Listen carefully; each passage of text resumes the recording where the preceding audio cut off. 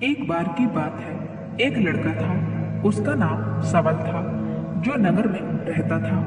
वह अपने जीवन से बहुत निराश था। उनकी निराशा का कारण यह था कि वह अब तक अपने जीवन में कुछ नहीं कर रहा था।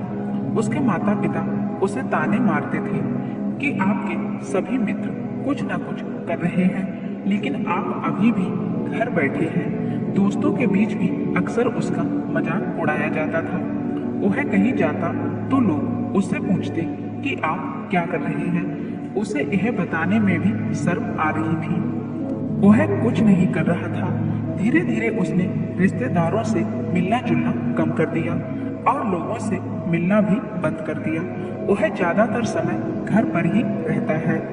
वह अकेला रोता है और भगवान को कोसता है और अपनी किस्मत को दोष देता है। अब उसे अपना जीवन बोझ लगने लगा था। कभी कभी वह सोचता कि कब वह कुछ करने के योग्य बनेगा, और फिर वह सोचता कि जिंदा रहने से अच्छा मर जाना है। एक दिन वह अपने नगर की एक गली से गुजर रहा था। तभी उसने देखा कि एक उपदेशक दुख और परेशानियों पर उपदेश दे रहा है। वह भी उसी की भीड़ में सबसे पीछे बैठ गया और गुरु के प्रवचन सुनने लगा। उपदेशक कह रहे थे, दुख एक शिक्षक की तरह है जो हमें जीवन की सच्चाई दिखाता है और हमें जीने की सही राह सिखाता है। आप चाहे तो जिंदगी जीना भी सीख सकते हैं। गुरुजी उपदेश दे रहे थे कि तुम चाहो तो कुछ भी हासिल कर सकते हो, और अगर चाहो तो एक कोने में बैठकर रो सकते हो। इन सभी बातों को सबल ध्यान से सुन रहा था, लेकिन शिक्षक की यह बातें पसंद नहीं आई। उसने खड़े होकर कहा कि कुछ भी सिखाने से दुख दूर नहीं होता, इसमें केवल दर्द होता है। दुख की पीड़ा अनंत है। ऐसा लगता है कि इसके बाद कुछ होने वाला नहीं है। इससे कुछ भी फर्क नहीं पड़ता है। इसके सामने तो मौत भी छोटी लगती है। उपदेशक ने कहा, फिर तुम्हारा दुख क्या है? सबल ने उसके सामने अपनी सारी व्यथा कह डाली और पूछा, मेरे दुख का कोई उपाय है तुम्हारे पास? यह सुनकर शिक्षक मुस्कुराए और बोले, तुम उस दिन मेरे पास आओ जब आपके जीवन में वास्तविक दर्द हो। मैं आपकी समस्या का समाधान अवश्य करूंगा। यह कहकर गुरु वहां से चली गई। सबल ने सोचा, कहीं मेरा दुख नकली तो नहीं है? क्या मैं जिस दर्द से गुजर रहा हूँ वह नकली है? मेरा दुख दर्द कोई नहीं समझ सकता। जब माँ बाप नहीं समझते तो गुरु क्या समझेगा? उनके दुखों से व्यथित होकर सबल ने एक फैसला लिया कि अब वह कुछ करेगा। सबल ने एक छोटा व्यवसाय शुरू किया, पर उसे सफलता नहीं मिल रही थी। लेकिन उसके घर वाले पूछते हैं कि क्या वह कुछ कोशिश कर रहा था। वह अपने व्यवसाय में लगा रहा और धीरे धीरे उसे सफलता मिलने लगी। फिर उसने गति पकड़ी और केवल 3 साल के अंदर ही वह एक बड़ा बिजनेसमैन बन गया। अब सबल के आसपास ऐसे कई लोग थे जो उसकी परवाह करते थे, जो उससे प्यार करते थे। अब उनके परिवार के सदस्य भी उसकी तारीफ करते नहीं थक रहे थे। दिन ब दिन उसके मित्रों की संख्या बढ़ती जा रही थी। अब वह अपनी जिंदगी से बहुत खुश था। उसके कुछ दोस्तों ने उन्हें सलाह दी कि जब आप एक बड़े बिजनेसमैन बनकर बहुत खुश हैं, तो सोचिए आपको कितनी खुशी होगी अगर आप इस शहर, इस राज्य के सबसे बड़े बिजनेसमैन बन जाते हैं। कितने लोग आपसे जुड़ना चाहेंगे, आपकी कितनी बड़ी ख्याति होगी, और स्वयं राजा भी आपसे दोस्ती करना चाहेंगे और जरूरत पड़ने पर ही आपसे पैसे उधार लेंगे। दोस्तों की यह बात सबल के मन में घर कर गई। अब वह और पैसे कमाने की कोशिश करने लगा, लेकिन उसे यह सब बहुत ही जल्दी चाहिए था। वह समय बर्बाद करना नहीं चाहता था। उसका अधिकांश समय इन चीजों को प्राप्त करने में लगाने लगा। इसलिए वह ऐसे काम करने लगा जो सही नहीं था। उसने बड़ा उधार लेना शुरू कर दिया। उसके दोस्तों से पैसे की मात्रा और अधिक मुनाफा कमाने के लालच में वह अपने माल में मिलावट करने लगा। उसने अन्य व्यापारियों के खिलाफ भी साजिश रची और उन्हें डराया धमकाया। जैसा उसके दोस्त कहते थे वैसा ही करता था। वह इन तरीकों से ज्यादा पैसा कमा रहा था, पर अब उसके जीवन में पहले जैसा चैन नहीं था। उसके मन की शांति गायब हो गई थी और वह रात में सो नहीं पाता था। वह हंगामे में रहता था। वह सब कुछ पाकर भी उसे किसी चीज में सुख नहीं मिल रहा था। एक दिन सबल अपनी गाड़ी में कहीं जा रहा था, तभी रास्ते में उसे उपदेशक का आश्रम दिखाई दिया। वह रुका और गुरु के पास जाकर बोला, संत, आपने मुझे मेरे पास आने के लिए कहा था। जब मेरे जीवन में सच्चा दुख आता है, अब मैं बहुत दुखी हूँ कि मेरी नींद हराम हो गई है। मुझे कहीं भी शांति नहीं मिल रही है। इस प्रकार सबल ने अपनी सारी समस्याएं गुरु को बता दी। गुरु ने कहा, जब तुम पहली बार मुझसे मिलने आए थे तब भी तुम किसी दुख में थे। आपने उस दर्द से क्या सीखा? सबल ने कहा कि सिर्फ सोचने और चिंता करने से कुछ नहीं होता। आपकी दृष्टि को सच करने के लिए यह कार्रवाई करता है और सिर्फ काम करने से कुछ नहीं होता, परिणाम भी मिलना चाहिए। जब आपको लगता है कि आपका लक्ष्य हासिल नहीं होने वाला, तब राह में चाहे कितनी भी मुश्किलें आ जाए, मन कितना भी निराश क्यों ना हो, कितना भी लगता हो कि अब कुछ नहीं होने वाला है, तभी विश्वास करें, मैं जो भी कर रहा हूँ उसमें अवश्य सफल होऊंगा। लोग केवल सफल लोगों का सम्मान करते हैं। कोई जितना भी अच्छा क्यों न हो, वह हमेशा लोगों की नजरों में बोझ बने रहते हैं। यह सब सुनकर उपदेशक मुस्कुराया और बोला, जब आपके पास है वास्तविक दुख नहीं है, अपने जीवन में वास्तविक दुख आए तब मेरे पास आओ, मैं उसे ठीक कर दूंगा। सबल ने जाते समय साधु को सोने के सिक्कों से भरा घड़ा भेंट किया। घड़े को देखकर गुरु ने कहा कि यह मेरे किसी काम का नहीं है, उस पेड़ के नीचे गड्ढा खोदकर गाड़ दो। सबल ने घड़े को पेड़ के नीचे दबा दिया, जैसा कि गुरु ने बताया, और वह वहां से चला गया। कुछ दिनों से कारोबार ठीक चल रहा था, लेकिन व्यापार के गलत तरीके के कारण धीरे धीरे उसे व्यापार में घाटा होने लगा। उसकी सारी दौलत धीरे धीरे खत्म होने लगी और एक दिन ऐसा भी आया जब उसके पास कुछ भी नहीं बचा और उस पर कर्ज का बोझ चढ़ गया था। लेकिन वह निश्चिंत था, क्योंकि उसने अपना सारा कर्ज अपने दोस्तों से लिया था। उसने सोचा कि उसके दोस्त बुरे वक्त में उसके साथ खड़े रहेंगे, लेकिन ऐसा कुछ नहीं हुआ। जैसे ही बुरा वक्त आया, दोस्त पहले उससे कर्ज मांगने लगे। अगर उसने कर्ज नहीं लौटाया, उन्होंने उसे जान से मारने की धमकी भी दी। उनके सभी शुभचिंतक और प्रियजन उससे दूर हो गए। उसके दोस्त जो उसके साथ मस्ती किया करते थे, अब उससे दूर भाग रहे थे। उसका परिवार उसकी गलतियां और कमियां गिनाने लगा। उसकी सारी संपत्ति नीलाम कर दी गई और उसके पास कुछ भी नहीं बचा। जब उसने अपने पिता से मदद मांगी, पिता ने कहा कि मेरे पास थोड़ी सी संपत्ति है, मैं तुम्हारी माँ को क्या कहूँगा? अगर मैं तुम्हें दे दूं यह संपत्ति, हमारा अंतिम उपाय है। सबल के मन में गहरा दुख छा गया। उसके आसपास कोई नहीं था जो उसके दुख को समझ सके, जो उसे संभाल सके।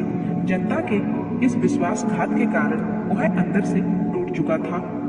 वह सोचने लगा कि अब जीने का क्या मतलब है, अब मौत ही मेरा सहारा है। वह आत्महत्या करने के लिए पहाड़ी पर जा रहा था, तब से उसे याद आया कि उस शिक्षक ने उससे कहा था, मेरे पास आओ जब तुम्हारे जीवन में वास्तविक दुख हो।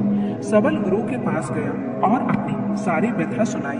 आंखों में आंसू लिए उसने कहा, हे गुरुजी, मेरे दुख का निवारण कीजिए। गुरु ने कहा, जब जीवन में असली दुख होता है तब मेरे पास आना, मैं इसे जरूर ठीक करूंगा।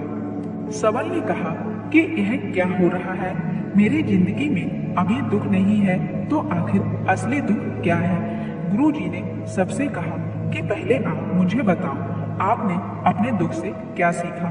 सबल ने कहा कि मैंने वह सीखा जो लोग हमारे जीवन में आते हैं, वह हमारी सफलता और प्रगति के कारण वो हमें धोखा जरूर देंगे, क्योंकि बुरे समय में वे हमारे साथ नहीं खड़े होंगे। वे अच्छे समय में ही हमारा फायदा उठाएंगे और बुरे समय में हमें छोड़ देंगे। उन लोगों पर ही भरोसा करें जो हमारे बुरे समय में हमारे साथ खड़े रहते हैं। लेकिन ऐसे लोग बहुत कम होते हैं, लेकिन जिसके पास है उन्हें उनकी सराहना करनी चाहिए, उनका अपमान नहीं करना चाहिए। मैंने कभी भी किसी के खिलाफ साजिश नहीं रची। अपना काम ईमानदारी और धैर्य से करें और कभी लालची मत बनो। अपने सारे दुख दर्द और अनुभव बयां करने के बाद सवल गुरुजी के सामने आंखों में आंसू लिए बैठ गया। कुछ देर बाद साधु उठे और पेड़ के नीचे एक गड्ढा खोदा और घड़ा निकाल लिया जो सोने के सिक्कों से भरा हुआ था। उसने सवल को देकर कहा, मेरे पास आओ जब तुम्हारे जीवन में वास्तविक दुख हो। सवल ने अपने शिक्षक को धन्यवाद दिया और उसे प्रणाम करके चला गया। उस पैसे से उन्होंने एक छोटा सा व्यवसाय शुरू किया। अब वह छोटा व्यापारी बनकर भी खुश है। उन्होंने पूरी लगन और ईमानदारी से कारोबार किया।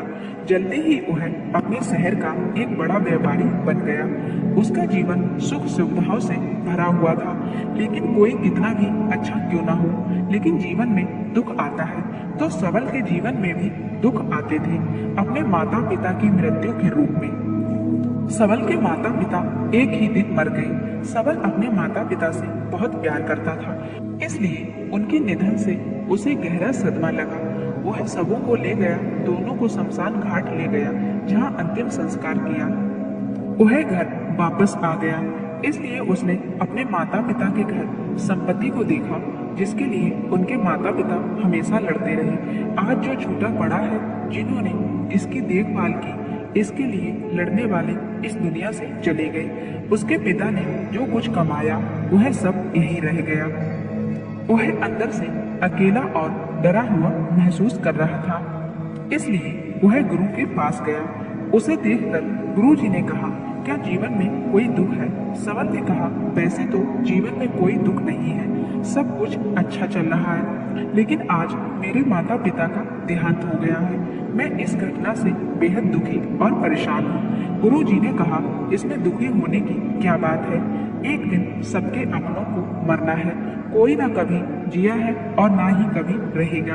एक दिन तुझे भी मरना है। शायद तुम कल ही मर जाओगे या आप आज भी मर सकते हो। सवल ने कहा, क्या कह रहे हो गुरुजी? मैं भी मर जाऊंगा, लेकिन मैं भी अभी जवान हूँ। गुरु ने कहा कि सब जी रहे हैं इस भ्रम में कि मृत्यु केवल दूसरों को आती है, बड़ों के पास ही आती है, लेकिन जवान और बूढ़े मर जाते हैं, बच्चे मर जाते हैं। मौत की उम्र से कोई लेना देना नहीं है।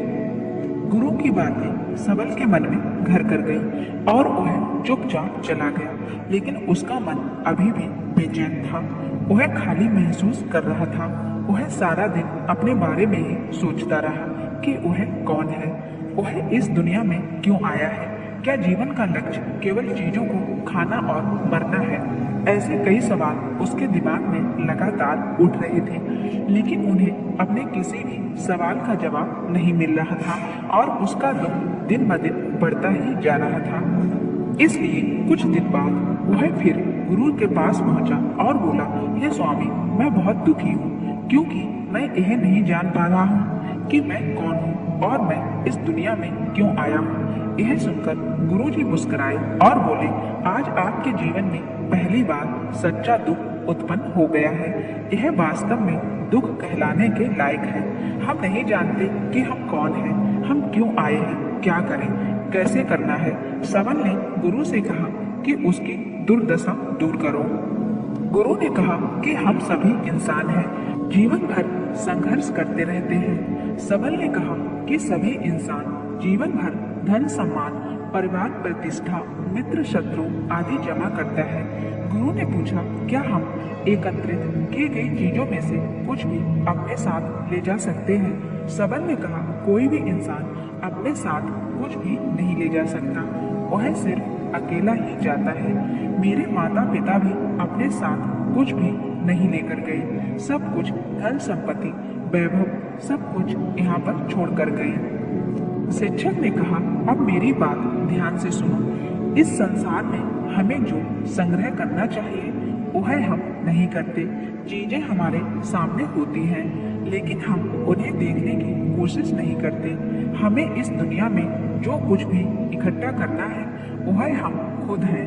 हमें खुद को जुटाना होगा ताकि जब हम मरे तो हम एकजुट हो सके और खुद को पहचानने में सक्षम होने के लिए हम अंदर ही बटे हुए हैं। हम प्यार, नफरत, गुस्सा, ईर्ष्या में बटे हुए हैं।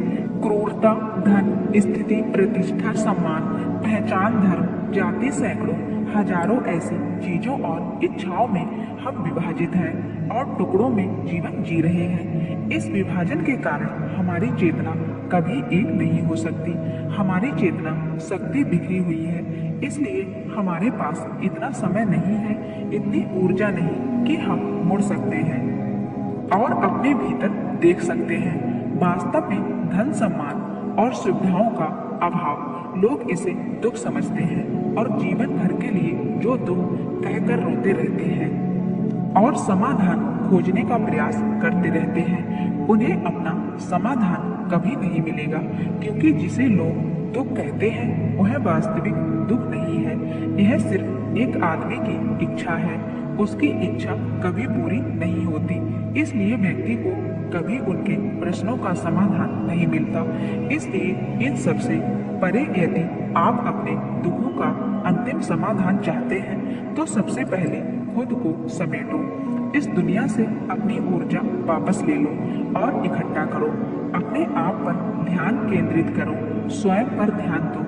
अपनी मृत्यु से पहले अपने आप को जानने की कोशिश करो, बिखरो मत। सबल ने कहा, तो गुरुजी, क्या हम इस संसार को छोड़ दें? हमारी सभी इच्छाओं को मार देना चाहिए, किसी से प्रेम नहीं करना चाहिए, धन संग्रह नहीं करना चाहिए, सम्मान की आशा छोड़ देनी चाहिए।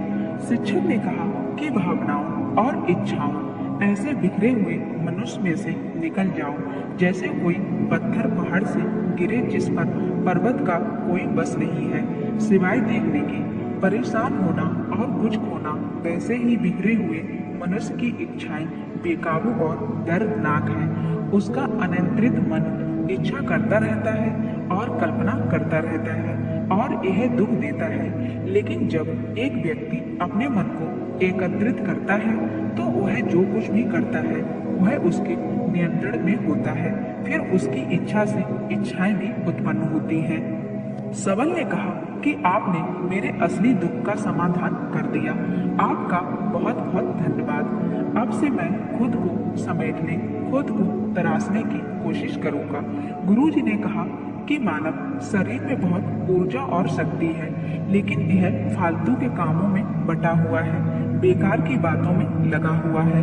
यह एक बहुत ही शक्तिशाली मशीन की तरह है, एक बच्चे के हाथ में रखा जा रहा है और वह बिना सोचे समझे अपनी शक्ति बर्बाद कर रहा और बिना किसी नियंत्रण के। इसलिए इस शक्ति पर ध्यान दें, अपनी चेतना और इसे इकट्ठा करें। सबल को अपने प्रश्नों का उत्तर मिल गया। उसने अपने गुरु का शुक्रिया अदा किया और चुपचाप चला गया।